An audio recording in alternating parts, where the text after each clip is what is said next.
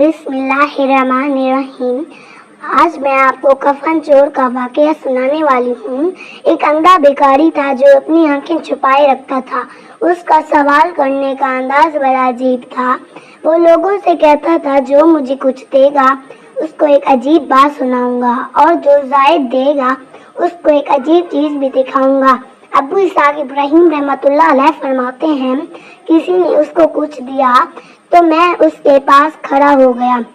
उसने अपनी आंखें दिखाई। मैं ये देखकर हैरान रह गया कि उसकी आंखों की जगह 2 सुराख थे जिससे आर पार नजर आता था। अब उसने अपनी दास्ताने हैरत निशान सुनानी शुरू की।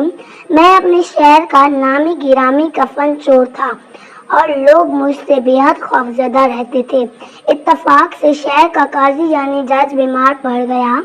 उसको जब अपने बचने की उम्मीद ना रही तो उसने मुझे 100 दिनार भिजवा कर कहला भेजा कि मैं 100 दिनारों यानी उसके जरिए 100 दिनारों के जरिए उसके कफन को महफूज कर लूं। मैंने हामी भर ली। इत्तफाकन वो तंदुरुस्त हो गया, मगर कुछ अरसे के बाद फिर बीमार होकर मर गया। मैंने सोचा कि वो अतिया तो पहले मर्द का था, लिहाजा मैंने उसकी कब्र खोद डाली।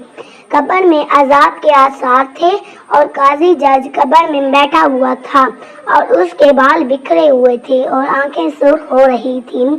अचानक मैंने अपने घुटनों में दर्द महसूस किया और अचानक किसी ने मेरी आंखों में उंगलियां घोंपकर मुझे अंधा कर दिया और कहा, ऐ दुश्मन खुदा, अल्लाह ताला की भेदों पर क्यों मुतल्ला होता है?